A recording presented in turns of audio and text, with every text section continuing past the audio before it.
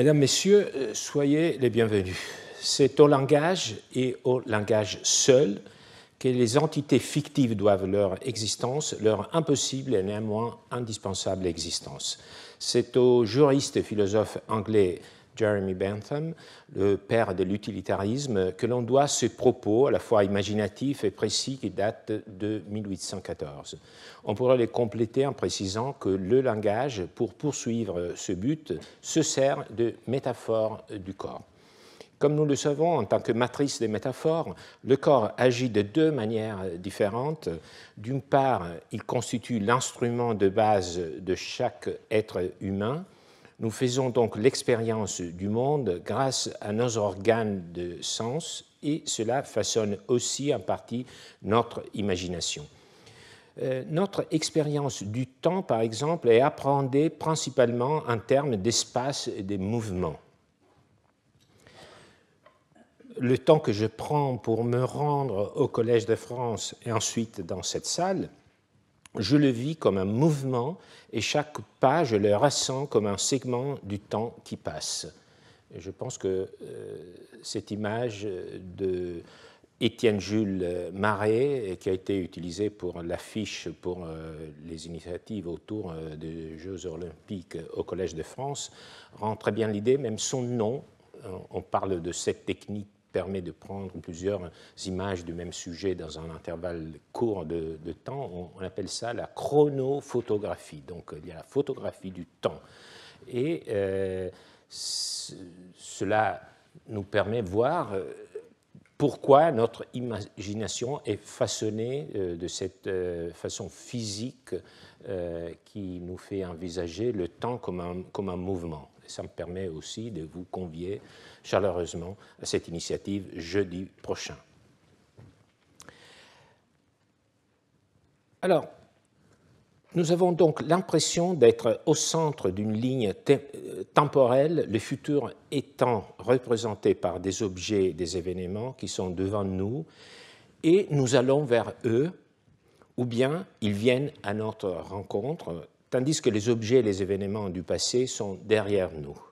D'où des expressions comme « le printemps approche » ou « les vacances sont désormais derrière nous ».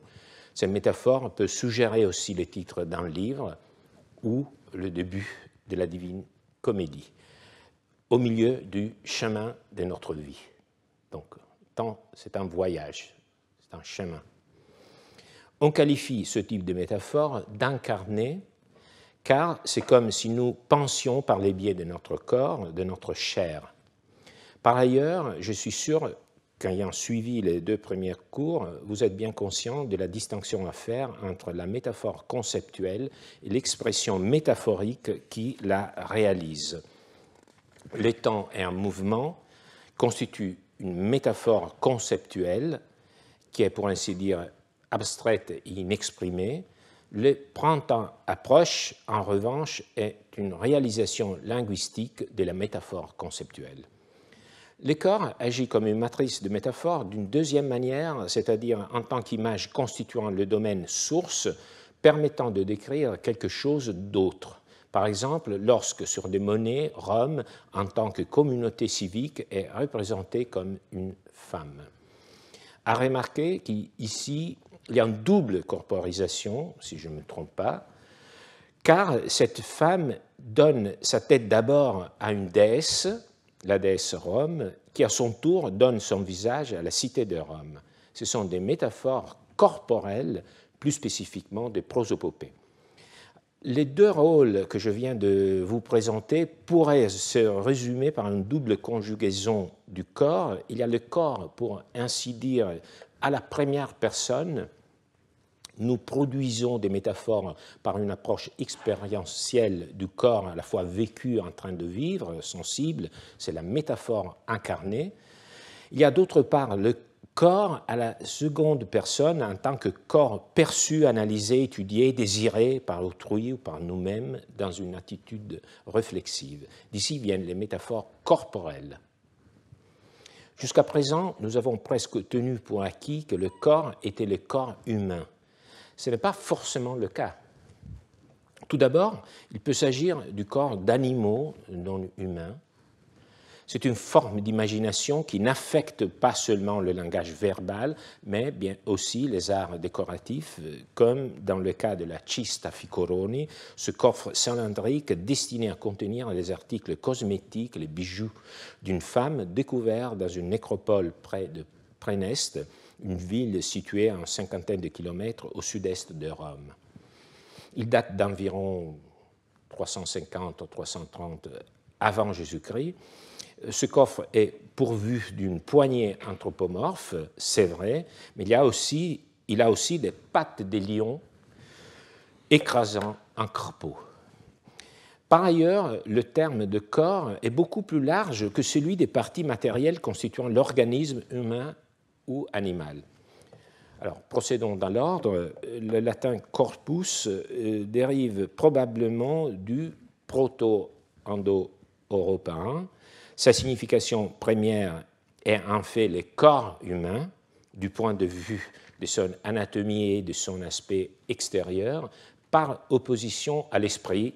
Après tout, on sait très bien que les anciens comprenaient le corps comme ayant comme élément primaire la terre et l'âme ayant comme élément primaire l'air. Mais de façon extensive, corpus en est venu à désigner les corps des animaux autres que l'homme, de tous les êtres vivants organisés, puis à indiquer tout objet matériel, quel qu'il soit. La polysémie du terme corps était telle qu'à un moment donné, les anciens ont tenté de le définir. Qu'est-ce qu'un corps? Pour nous également, ce n'est pas évident d'en donner une bonne définition. Alors, c'est quoi de mieux que de tester cette définition sur un cas précis, celui de la voix. La voix est-elle un corps? C'est Aulugel qui nous présente un résumé de la question dans une de ces pages un peu paradoxales où cet écrivain du IIe siècle après Jésus-Christ fait étalage de toute son érudition, puis feint de considérer que les choses dont il traite sont des futilités au moment même où c'est lui qui nous en parle. Son ouvrage s'appelle Nuismatique parce qu'il prétend l'avoir écrit pendant les longues soirées d'un hiver à Athènes pour souligner que sa journée était en revanche consacrée à des occupations plus importantes. Alors, lisons le texte.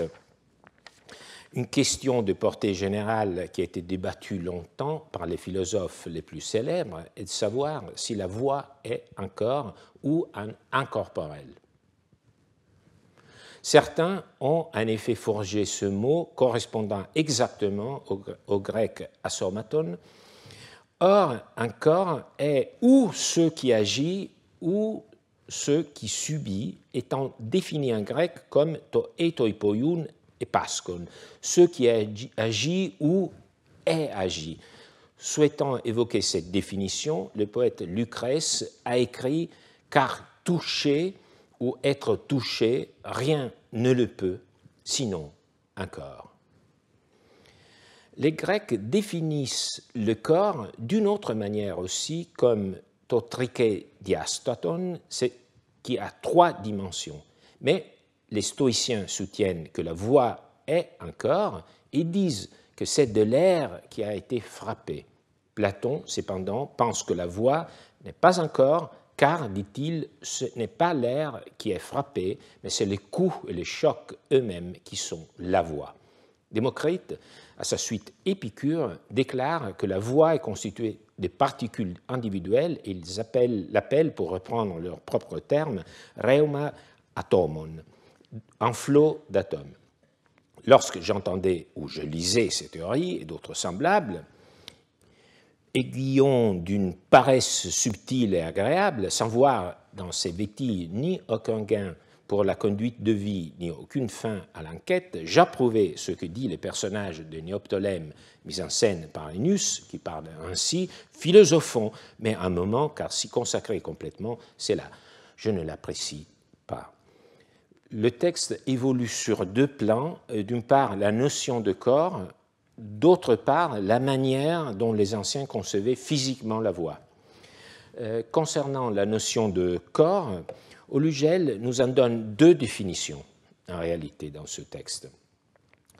La première repose sur la perception sensorielle. Le corps, la première définition, est ce qui agit sur d'autres corps ou sur lesquels d'autres corps agissent. Lucrèce le dit très bien, ce qui touche ou peut être touché. Alors, encore une fois, je souhaite attirer votre attention sur le fait que les anciens entremêlaient dans leurs textes, dans leurs explications de toutes sortes, de toute nature, l'évocation de textes littéraires, normalement de la poésie, qu'ils évoquaient par un vers, quelques mots. Alors, ça implique qu'il y avait une culture partagée, assez commune, assez large, et donc aussi le fait qu'il y avait vraiment un lien très étroit entre la culture que nous considérons comme littéraire et d'autres formes de spéculation intellectuelle.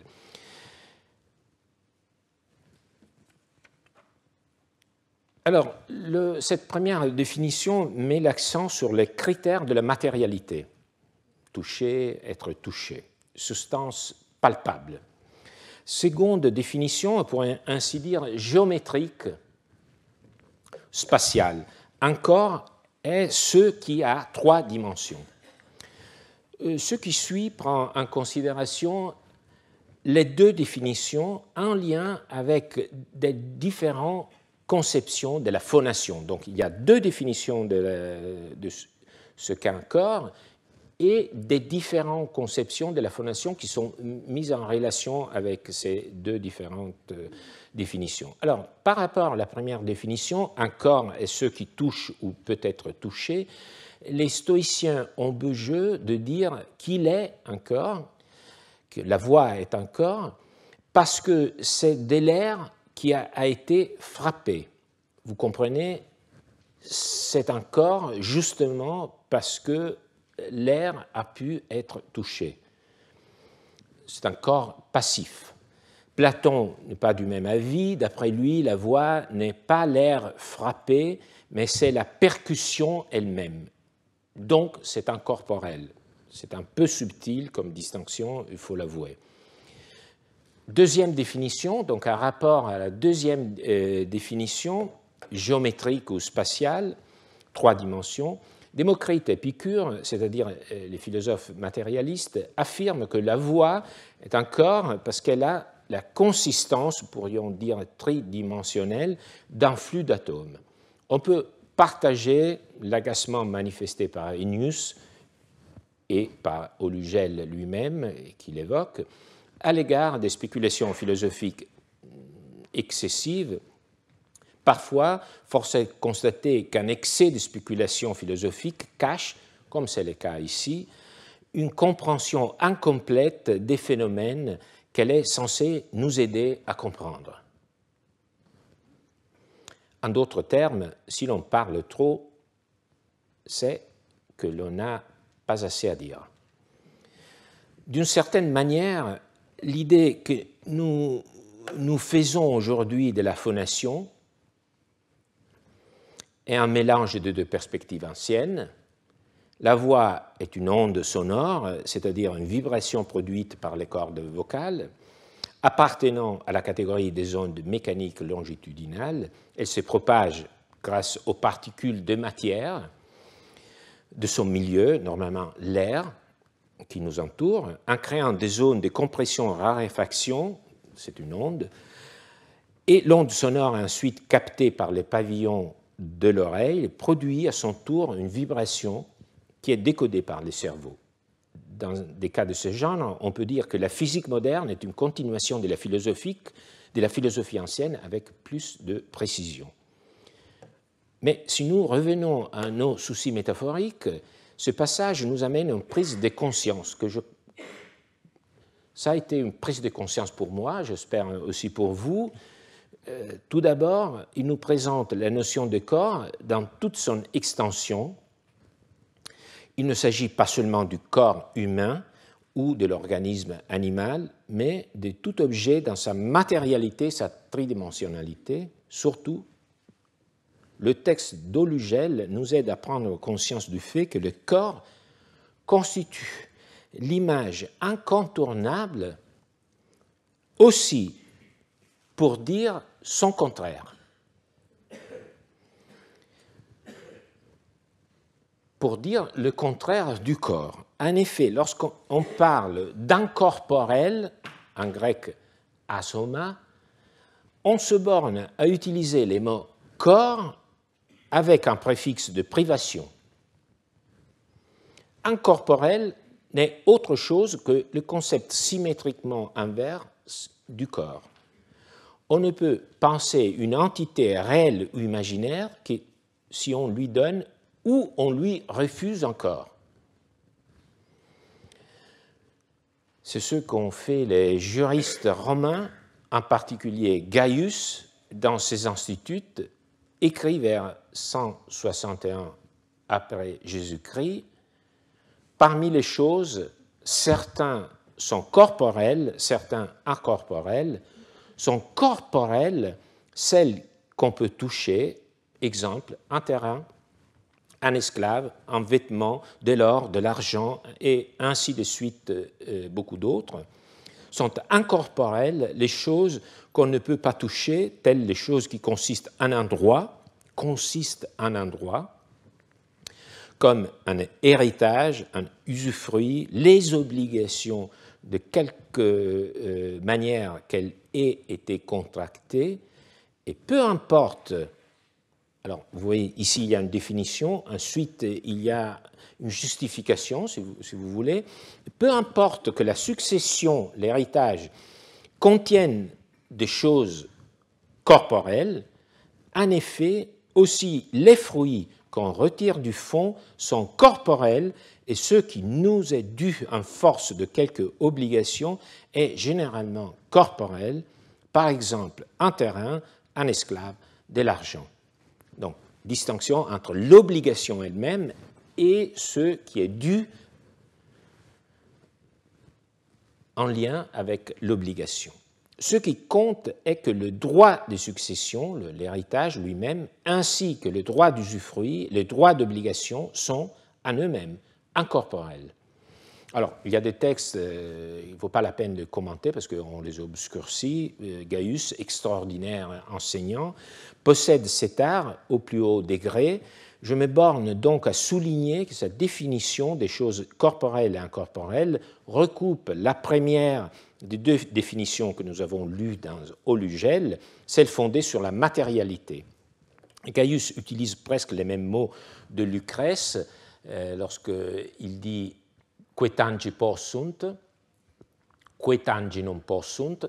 Vous voyez, c'est vraiment le même vocabulaire, même image de Lucrèce. Donc, il avait en tête la même image, mais les juristes ne procèdent pas de la même façon d'un érudit comme Olugel qui étale toute son érudition. Donc, ils intègrent les images, les concepts, ils les retravaillent et donc ils produisent un savoir nouveau, tandis que c'est moins digéré dans Olugel. Mais vous voyez, il y a la même conceptualisation sous-jacente. Donc, on voit ce lien. Quelle est la portée de cette catégorie ? Choses corporelles et incorporelles. Alors, disons tout de suite, dans les instituts de Gaius, il s'agit d'une distinction didactique, plus qu'autre chose. Gaius en fait notamment la composante d'une triade qui se veut exhaustive du droit romain, personae res actiones. Cette triade lui permet d'embrasser le contenu du droit tout entier et de le présenter dans son manuel, les instituts. Cela est possible justement dans la mesure où, sous la notion de res, de choses, Gaius peut inclure à la fois les choses corporelles et des figures incorporelles, telles les droits réels limités, l'hérédité, les obligations. l'articulation des choses corporelles, incorporelles, res corporales, res incorporales, constitue donc un récipient, une boîte, qui permet de mettre ensemble des choses visibles et des choses invisibles. Alors, vous allez vous dire, mais c'est vraiment, ça c'est quelque chose dont on ne voit pas vraiment l'utilité, un peu comme au Lugel. Est-ce qu'il n'y a pas de... Est-ce qu'il y a un lien avec nos préoccupations? Bien évidemment.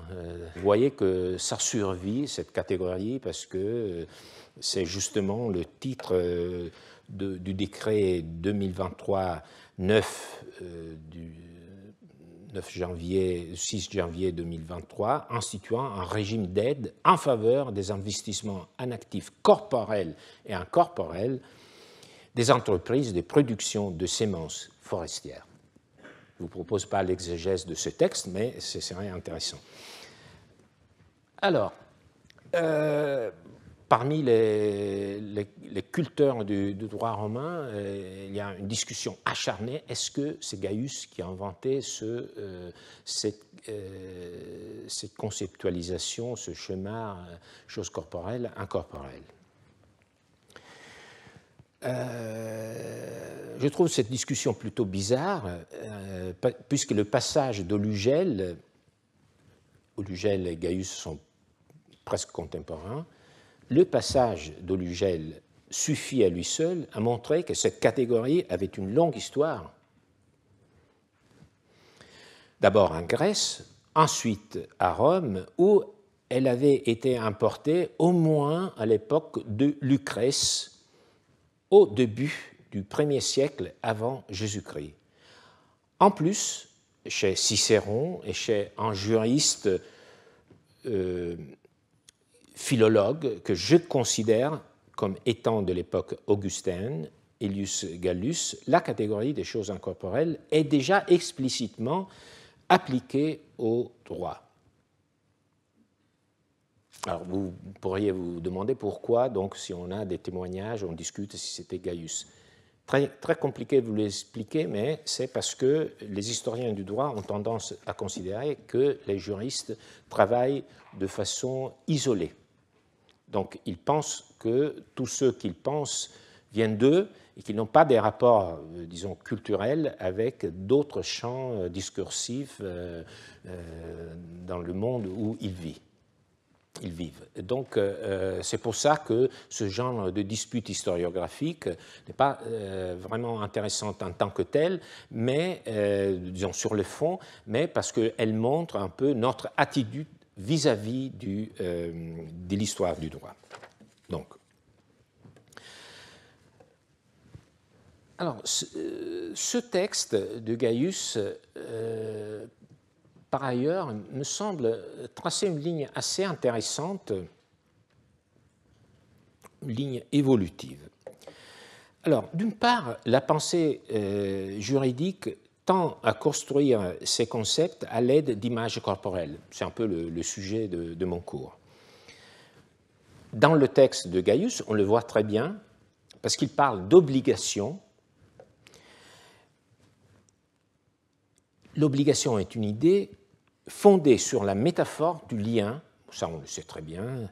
Le débiteur est obligé de faire quelque chose pour le créancier, c'est comme s'il était son prisonnier.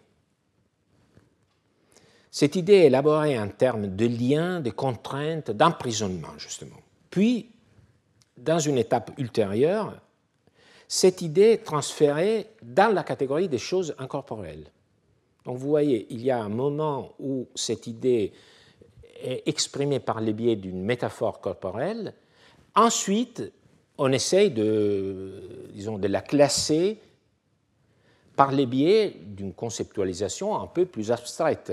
Justement, l'idée de choses incorporelles qui est presque, disons par excellence, une idée abstraite, désincarnée. C'est comme si la métaphore était une première manière encore inconsciente de construire des concepts, alors que la création de la catégorie de la chose incorporelle est une manière plus évoluée, plus engagée d'un point de vue théorique. Les deux approches ont en commun de s'articuler d'une manière ou d'une autre autour de l'idée de corps, même si c'est pour la nier. Mais, si l'on veut, elles montrent une mentalité différente pour parler du droit. L'une, la première, plus irréfléchie, avec une tendance à la corporisation, l'autre, plus abstraite. Alors, cette oscillation permanente entre abstrait et concret que nous avons essayé de suivre peut prendre aussi une autre direction. C'est le cas lorsqu'un ensemble d'individus, disons par commodité un ensemble d'hommes, de femmes, est conçu à son tour comme un seul corps. C'est une idée qui nous est encore familière, par exemple quand nous parlons de corps électoral ou des grands corps de l'État, ou quand on dit corps d'armée. Et on le sait bien, toutes ces entités ont un esprit de corps. C'est une idée qui revient maintes fois à Rome. Tout le monde se souvient de l'apologue des membres et de l'estomac. J'ai dû l'évoquer parce que je savais qu'il y aurait eu quelqu'un qui m'aurait dit « mais vous n'avez pas parlé de ça ». Donc je vais faire tout de suite. Les membres du corps humain, voyant que l'estomac restait oisif, séparèrent leur cause de la sienne et lui refusèrent leur office. Vous vous souvenez, c'est le moment où il y a eu une sorte de rébellion de la plèbe par rapport aux patriciens 494 avant Jésus-Christ. Donc, cet apologue prend l'image du corps. Alors, donc, les membres du corps humain se refusent d'alimenter l'estomac, mais cette conspiration les fit bientôt tomber eux-mêmes, les membres du corps, en langueur. Ils comprirent alors que l'estomac distribuait à chacun d'eux la nourriture qu'il avait reçue et rentrèrent en grâce avec lui. Ainsi, le Sénat et les peuples, qui sont comme un seul corps, périssent par la désunion et vivent pleins de force par la concorde. Je vous propose ici un autre exemple de la même métaphore par laquelle Tite-Live décrit le rôle de Romulus comme législateur qui produit à la fois la naissance du droit et du peuple. Après avoir accompli les sacrifices selon le rite convoqué, il y a toujours la religion, et convoqué à l'assemblée la foule qui ne pouvait se fondre en un corps d'un seul peuple que grâce à des lois, il lui donna des règles de droit. Je tire de cette métaphore que les lois sont l'âme du corps, l'âme d'un peuple. Disons-le tout de suite, ce genre de métaphore qui fait le lien entre une communauté et un organisme, ce qu'on appelle en anglais le body politic, est la plus connue des métaphores corporelles, disons, dans le domaine juridique institutionnel. Il existe une littérature immense. C'est précisément parce que, pour cette raison, que je ne la traiterai pas cette année, d'autant plus qu'elle concerne essentiellement le droit public. Moi, je m'intéresse plutôt au droit privé parce que je vois une continuité entre le droit privé et notre propre façon d'articuler, de dire le droit. Néanmoins, je ne pourrais éviter de me référer de temps à autre à cette métaphore du corps politique, car elle finit par s'immiscer un peu partout. Nous allons le voir. Alors, nous nous en rendons compte, c'est à la toute dernière partie de cette séance, en lisant un texte qui touche à l'une des institutions les plus importantes, la famille. Et c'est Ulpien, ce juriste actif dans la première partie du IIIe siècle après Jésus-Christ, qui nous en parle. Nous connaissons ce texte par le biais du digeste. Alors, le contexte alors, il y a toujours un contexte pour chaque texte juridique. C'était probablement une explication liée à la notion de famille dans le cadre de la succession du patron à la franchise. Mais nous ne connaissons pas vraiment ce contexte. En plus, ce texte est éloquent en lui-même. Alors, l'entrée en jeu, nous voyons ici, souligne que le mot familia ne se réfère pas seulement à des personnes, c'est un peu surprenant, mais aussi à des choses. C'est un constat, disons, ulpien, par cette entrée en jeu, essayer un peu de, disons, d'étonner effectivement son lecteur, justement pour montrer à quel point le mot familia est polysémique. Alors, lisons, voyons comment est comprise l'appellation familia. Et en effet, elle est comprise de manière variée, car on l'emploie à la fois pour des choses et pour des personnes. Pour des choses, par exemple, par ces mots de la loi des 12 tables, vous voyez, toujours l'évocation d'un texte prestigieux, ancien, l'agna le plus proche aura la familia. Donc j'ai laissé en latin, parce que justement, familia ici, l'agna le plus proche aura la familia. Dans ce contexte, au moins Ulpien nous dit le sens est patrimoine. En revanche, le mot familia se réfère à des personnes lorsque la même loi des 12 tables parle d'un patron et d'un affranchi de cette famille, ex familia, ad familiam, inem familiam, à cette famille. Alors, il est certain, conclut Ulpien, que dans ce cas, la loi parle de personnes comprises individuellement. C'est très important, on va voir pourquoi. Alors, commentaire très, très limité.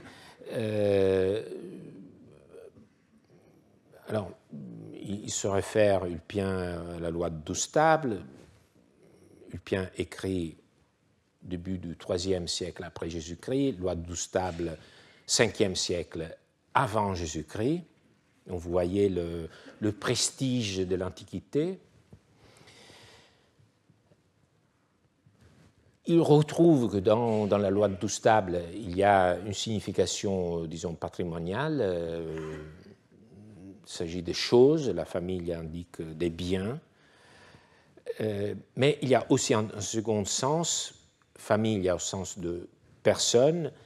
On discute, comme vous voyez, la citation est très réduite, restreinte, donc on ne comprend pas vraiment quel était le sens de cette norme de la loi des 12 tables. Mais ce que Ulpien, lui, comprend de ce texte, c'est ce qui nous intéresse, il fait signe que pour lui, cette expression veut dire le patron et l'affranchi, d'une certaine façon, et qu'il s'agit de personnes individuellement comprises.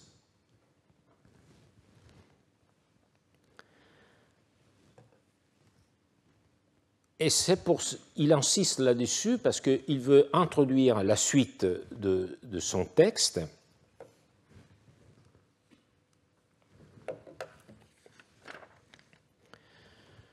Le nom de famille renvoie aussi à la signification d'un type de corps. Donc, il y a là une troisième signification, chose, personne conçue individuellement, famille comprise au sens d'un type de corps, qui repose soit sur un droit qui leur est propre, soit sur le droit commun de toute la parenté. Par famille qui repose sur un droit propre, nous entendons plusieurs personnes qui sont sous le pouvoir d'une seule personne, soit par nature, filiation biologique, soit par le droit, adoption, comme le père de famille, la mère de famille, fils de famille, la fille de famille, et ceux qui suivent à leur tour, par exemple les petits-fils, les petites-filles, etc. Mais est appelé père de famille celui qui a la domination dans son domaine. Donc j'ai essayé de rendre le jeu de mots latin, in domo dominium, domination dans son domaine. Il est appelé à juste titre par ce nom, père de famille, aussi au cas où il n'est pas de fils. Car par ce nom, père de famille, pater familias, nous indiquons non seulement sa personne, en tant que père d'enfant, mais aussi sa condition juridique. Par conséquent, nous appelons père de famille aussi en pupille. Alors, vous voyez ici un peu la façon de procéder d'Ulpien. Donc, il explique que même si un père de famille n'a pas des enfants, il est quand même considéré comme potentiellement un père de famille, parce que c'est son pouvoir qu'on regarde. Et pour rendre la chose encore plus évidente, il fait un cas presque, disons, absurde. Il dit, même en pupille, c'est-à-dire quelqu'un dont les parents sont morts, qui n'a pas de père de famille, qui a son pouvoir sur lui, on l'appelle père de famille. Pourquoi c'est un peu paradoxal? Parce que justement, le pupille, c'est un homme pubère qui ne peut pas engendrer d'autres enfants. Mais il est appelé père de famille. C'est pour souligner que cette définition est une définition juridique. On envisage une personne par le biais de sa condition juridique, sa condition de pouvoir. Et quand le père de famille meurt, tous les capita, tous les chefs qui lui étaient soumis commencent à avoir des familles séparées, car tous endossent le nom de père de famille. Il en sera de même chez l'émancipé, car même celui-ci étant devenu de son propre droit, il a sa propre famille. Même mouvement, idée générale, et ensuite, disons, une sorte de corollaire encore plus poussé. Pourquoi? Parce que normalement, il a parlé de cet éclatement de la famille, autant de chefs qu'il y avait de personnes soumises au pouvoir du père de famille quand il meurt, mais il dit que ça devient aussi lorsqu'il y a une émancipation, c'est-à-dire quand quelqu'un sort du pouvoir de son père, du vivant de son père. Donc ce n'est pas seulement quelque chose qui arrive à la mort du père de famille, mais qui peut arriver aussi du vivant du père. Donc c'est encore une fois une sorte une façon de souligner qu'est-ce que le droit peut dans un contexte qu'on pourrait croire relever complètement de la nature. Ensuite, nous définissons famille qui repose sur un droit commun. Vous vous souvenez qu'il avait, disons, fait une division en deux types de familles, proprio iure et communi iure. Donc, il vient de parler de la famille qui dépend du pouvoir d'un père. Et ensuite, il parle d'une famille qui dépend d'un droit commun. C'est un peu plus compliqué de comprendre à quoi il pense. C'est celle de tous ceux qui sont agna. Car même si à la mort du père de famille, chacun aura une famille séparée, cependant, tous ceux qui ont été sous le pouvoir d'un seul seront à juste titre appelés de la même famille, étant issus de la même maison, domus, et de la même gens. Alors, Ulpien présente ici une troisième et quatrième notion de famille. Ce que ces deux notions ont en commun entre elles et avec la notion précédente, celle qu'on a vue dans le fragment du départ, qui se référait au patron à l'affranchi, il s'agissait de personnes comprises individuellement. Alors, ce que cette troisième, quatrième définition a en commun avec la deuxième définition est qu'il s'agit des personnes, familia en tant que personne, non pas des choses. Mais la différence est ici qu'on ne parle plus de personnes individuelles, patron affranchi, mais d'un corpus plurium personarum, d'un corps de plusieurs personnes. Ces deux mots-clés, corpus et persona, se trouvent côte à côte dans une combinaison particulière. Ici, la personne n'est pas un corps et n'a pas un corps, mais la famille l'est, est un corps et a un corps. En ce sens que chaque famille est un petit groupe social dans lequel des personnes interagissent. Alors, comme Ulpien procède méthodiquement pour tenter d'expliquer ce qui signifie la famille, faisons pareil.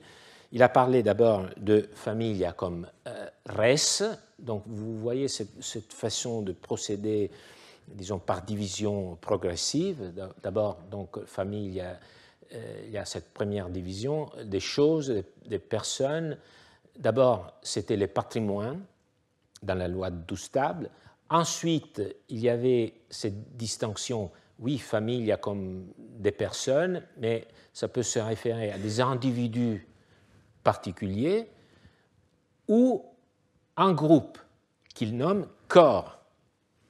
Ensuite, ce corps peut être défini par des liens de pouvoir, c'est-à-dire on a la famille qui est sous le pouvoir actuel d'un père de famille, c'est la première partie de notre texte, où il y a cette famille élargie composée par tous ceux qui étaient sous le pouvoir d'un père de famille, mais que, à suite de sa mort, se retrouvent tous dans la position d'un chef de leur propre famille.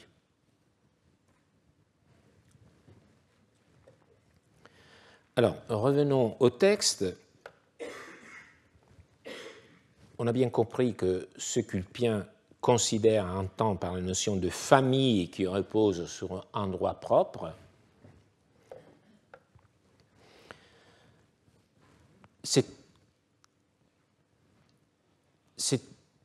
un corps régi par le pouvoir d'un père.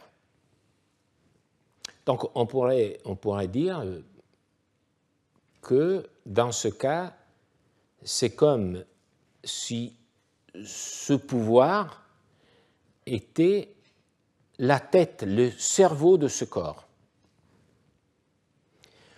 Plus loin dans les mêmes passages, on trouve une définition intéressante que j'ai déjà soulignée. Le pater familia, c'est celui qui a la domination sur son domaine, dominium dans la domus. Cela récupère un peu le sens patrimonial qui était le premier dans le schéma, c'est-à-dire un peu l'idée de bien qui appartient au père de famille. On peut effectivement se dire que par ce biais, Ulpien veut montrer que le père de famille est bien celui qui a le pouvoir sur les personnes qui forment sa famille, mais c'est aussi celui qui a le pouvoir patrimonial sur les biens qui font partie de sa famille. Donc, Ulpien est en train de récupérer les deux volets de cette position, définition du père de famille.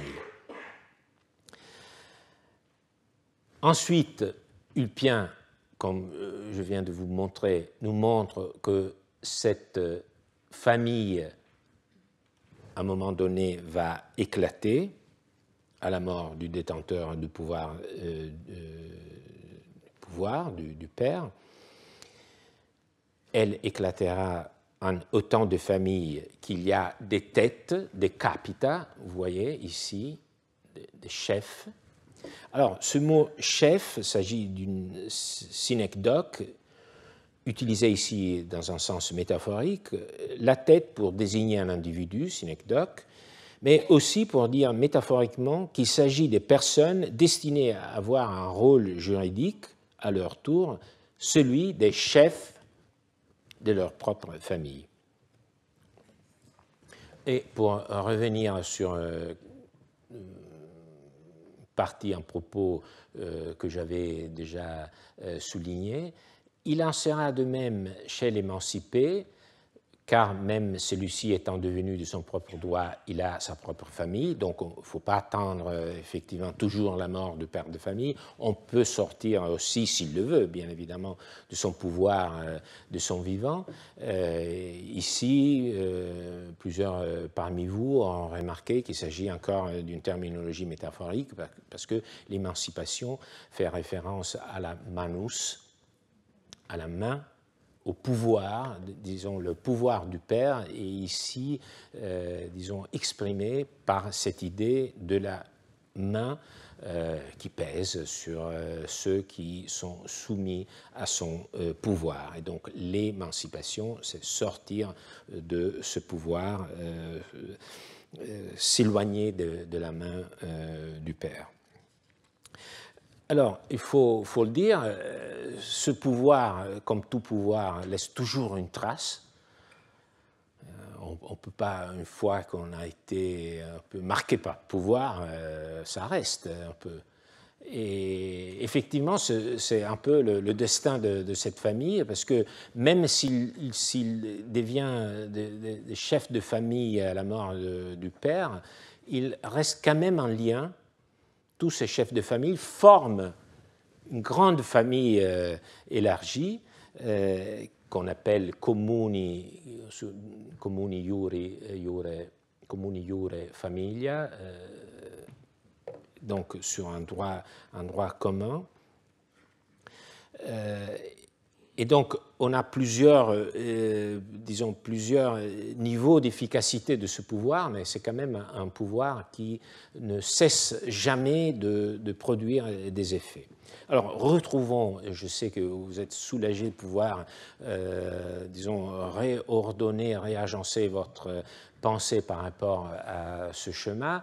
Donc, je pense que vous comprenez que le mot corpus est pris ici dans un sens assez neutre, comme un groupe de personnes, tout comme on peut dire d'une légion qu'elle est un corps de soldats. C'est une notion que nous développerons davantage la semaine prochaine. Alors, cette notion anodine un peu de corps, nous avons vu que ce qui unit les individus qui forment à différents titres ce corps, c'est le pouvoir présent ou passé d'un père de famille. Alors, un point doit être souligné, ce passage, c'est un passage célèbre, a souvent été lu comme décrivant une trame historique, presque une évolution de l'humanité. En particulier, on a pensé que ce texte indiquerait la priorité de la famille restreinte sous le pouvoir d'un père, puis la dispersion en groupe plus large, un réseau de parenté que l'on appelle la famille agnatique, c'est la famille comuni iure, dont la caractéristique serait justement de lier tous ceux qui sont actuellement ou seraient sous le même père de famille s'il était vivant ici. Alors, je ne sais pas quelle est votre impression, mais je ne crois pas du tout qu'Ulpien ait voulu retracer une évolution historique. Alors d'abord, je ne pense pas qu'Ulpien disposait d'informations sur les origines des Roms beaucoup plus, disons, approfondies que nous en avons. D'abord, donc, cette évolution à l'aube, aux origines de l'humanité. Alors, d'abord. Ensuite, je pense qu'il faut vraiment lire un texte pour ce qu'il est et par les biais de sa logique. Donc, s'il a une logique, il faut vraiment suivre cette logique. Et je pense que vous avez bien compris qu'Ulpien procède par des divisions et que lorsqu'il emprunte ce chemin de la description de la famille en tant que personne, ce qui pourrait être, disons, le volet évolution de l'humanité, ce qu'il fait n'est autre chose que de procéder par élargissement progressif. Donc c'est une démarche quantitative. C'est purement logique. Il essaye de définir, disons, de donner une sorte de système au lexique par les biais d'un élargissement progressif des notions qu'il est en train de définir. Donc il n'y a rien d'historique ici, il n'y a que de la logique et de la présentation de ce système sémantique par les biais de divisions qui dessinent cet arbre. Alors, cette trajectoire quantitative qui va d'une personne comprise individuellement à un groupe progressivement plus nombreux de personnes, pour revenir un mot sur ce que je viens de dire, pourquoi ici également on pense voir dans ce texte une histoire de l'humanité, c'est parce que d'abord, on a des images nous-mêmes. Alors, donc, nous croyons comprendre comment l'humanité s'est développée, donc nous croyons le revoir dans ce texte. Mais surtout, c'est une question, encore une fois, de style de recherche. Il y a des personnes qui interrogent ce texte comme s'il s'agissait d'un document historique. Et c'est là le problème. C'est un texte juridique qui a un but précis, celui d'organiser le vocabulaire de la famille pour des objectifs qui sont de l'interprétation des normes juridiques. Donc, c'est toujours, lorsqu'on regarde, on lit un document, il faut toujours poser des questions auxquelles ce document peut répondre. Alors, cette trajectoire quantitative que je viens de vous montrer, qui va d'une personne comprise individuellement à un groupe progressivement plus nombreux de personnes, se poursuit et culmine au paragraphe 4 de ce texte, dernière partie du texte d'Ulpien, où il dit « On appelle aussi une famille un corps de plusieurs personnes qui procèdent du sang du même dernier parent. Par exemple, nous disons ainsi la famille Julia, presque comme d'une sorte de source de mémoire. »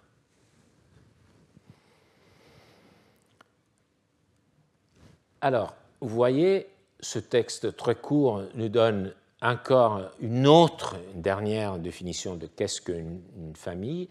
Alors, ce corps qu'est la famille peut être, disons, défini par le lien qui s'instaure grâce au pouvoir d'un père actuel ou passé qui avait le pouvoir sur les membres de ces groupes familiaux, ou ce corps peut être défini par ce lien de sang. C'est un autre critère qui crée un lien. Et c'est un lien qui produit un groupe encore plus élargi. Donc vous voyez cette logique d'élargissement. Alors, d'abord, le mot corps ne se trouve pas dans le latin, mais il faut le sous-entendre parce que sinon, du point de vue syntaxique, ça ne tient pas. Donc, je n'ai aucun doute qu'il avait en tête le mot corps. Alors, ce qui est frappant, c'est que ici, l'idée de corps n'est pas seulement une notion abstraite, un groupe d'individus, comme dans les cas précédents. Corps, c'était presque un synonyme de groupe.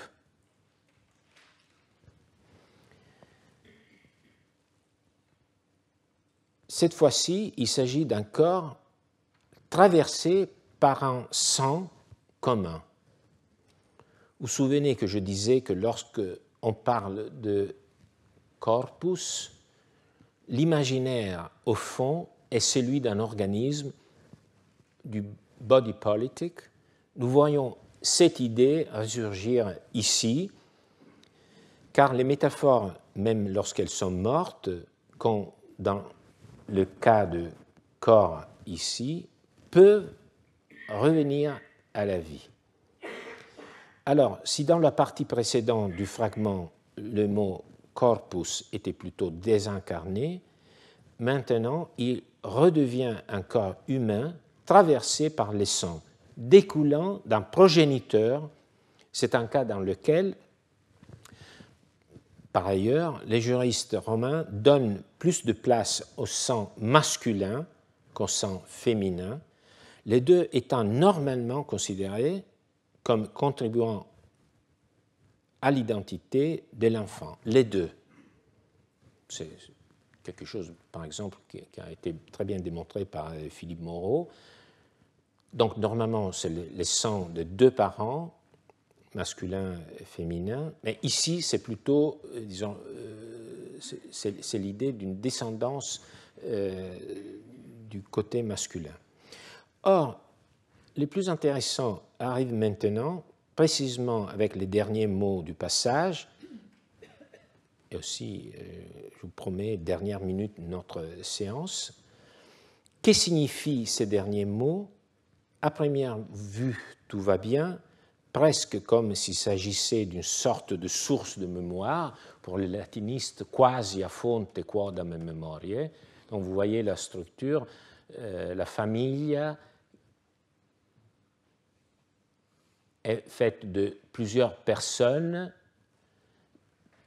lesquelles descendent, sont issues du sang du même dernier progéniteur. Ensuite, il y a cette parenthèse, évocation de la famille Iulia. Ensuite, quasi, presque comme d'une sorte de source de mémoire. Alors,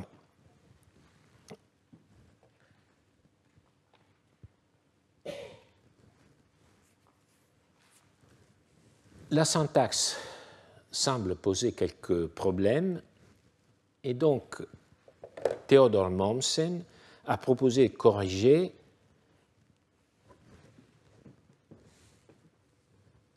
quasi a fonte eodem orte, donc en corrigeant quodam memoriae de cette façon. C'est toujours génial, Mommsen, donc vous voyez, c'est une correction assez limitée, mais vraiment très, très pertinente.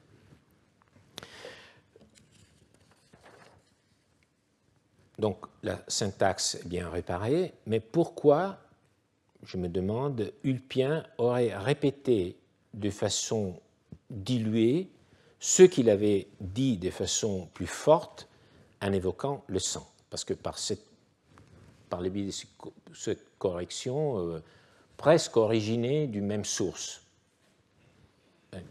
Il avait déjà évoqué le sang. Pourquoi une source, oui, liquide, mais c'est de l'eau. À mon sens, il est vraiment dommage de supprimer le mot mémoire.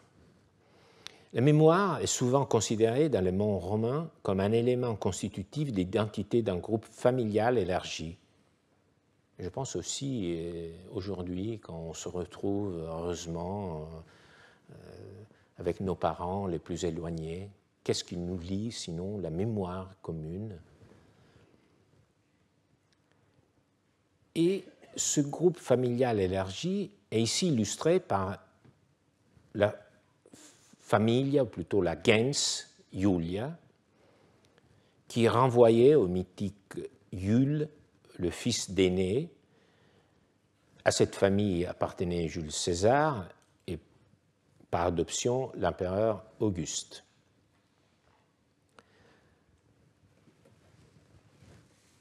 Donc, la source dont Ulpien parle ici est ce progéniteur le plus éloigné. Mais je comprends encore une fois pourquoi les chercheurs ont essayé de corriger ce texte en supprimant le mot mémoire, parce que ce mot semble déplacé dans un texte d'un juriste sérieux. Les métaphores sont toujours des mots un peu déplacés. Donc, elle éveille des soupçons. Mais je crois que pour le lecteur d'Ulpien, en revanche, tout était clair et simple.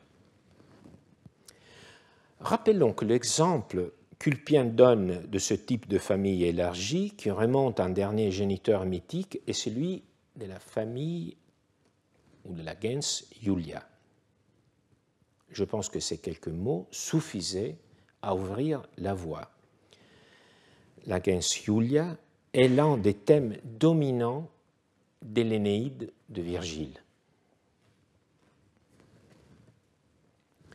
Virgile raconte l'arrivée d'Énée dans le Latium, puis les exploits de Iule, parfois appelé aussi Ascagne, et sa perspective est de relier ses origines et ses personnages à la figure d'Auguste, le prince qui, quand Virgile écrivait, était en train de devenir le maître du monde romain. Les lecteurs d'Ulpien connaissaient l'Énéide presque par cœur, mais pour nous aussi, si on y pense, c'est quelque chose d'évident. Alors, je n'ai pas le temps de citer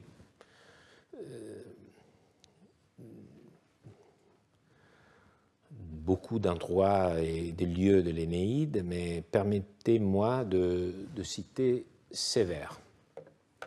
Au livre 6, Énée se livre à son voyage catabase au pays des morts, célèbre voyage, pays des morts, et il rencontre son père Anchise. Ce dernier lui montre les âmes de ses futurs descendants. Donc, c'est le voyage au pays des morts, mais c'est le moment où il montre aussi les âmes qui vont devenir ses futurs descendants. Maintenant, Énée tourne les yeux de ses côtés, voit cette gens et terre romain. Voici César et toute la descendance de Iule, qui un jour apparaîtra sous l'immense voûte céleste. Ce héros, c'est lui que si souvent tu entends dire qu'il t'est promis, Auguste César, né d'un dieu. Alors, Anchise, dans la fiction du récit, dévoile à son fils aîné le futur, il lui montre les descendants, ses descendants, mais qui sont les descendants de Iule, qui est le fils d'Énée, et notamment César. On comprend ici, il y a une double évocation d'Auguste, alors c'est un peu discuté, mais je pense que c'est 2 fois Auguste. Alors, dans la fiction, c'est le futur, mais dans la réalité, Virgile présente une histoire déjà accomplie, rétrospective, et c'est justement cette histoire, donc la mémoire qui découle du dernier progéniteur de Iule, qui fait que les Iulii se considèrent comme une famille au sens large, une gens. Et donc, lorsque Ulpien écrit ces mots et qu'il évoque la famille des Iulii et la mémoire, l'esprit des lecteurs se tourne aisément vers l'Énéide et il comprend ce qu'il veut dire. Alors, les métaphores dans le discours d'un juriste sont parfois un signal, une porte qui ouvre sur une autre dimension littéraire, comme ici, du moins si l'analyse que je vous ai proposée est correcte. Il est temps de conclure. Nous avons vu aujourd'hui combien le corps a des significations différentes, corps humain, corps animal, tout objet matériel, défini par sa capacité à toucher, à être touché, encore disposé de 3 dimensions. Corpus, C'est aussi présenté comme un nom abstrait, indiquant métaphoriquement un ensemble d'individus distincts, mais néanmoins liés, par exemple, par les pouvoirs actuels ou passés du père de famille. Mais nous avons aussi vu que quand on dit corps, la métaphore de l'organisme couve sous les cendres et le corps, corpus abstrait, est prêt à reprendre vie, à reprendre sang et à reprendre aussi mémoire, l'esprit. Un corps, et surtout, nous avons vu que le corps peut servir à définir des choses qui n'existent pas, en disant précisément qu'elles sont des choses sans corps, des incorporelles, telles l'héritage. Bref, nous nous rendons compte que les métaphores sont une forme d'expression qui, à différents niveaux de conscience, forment la structure de la pensée du langage.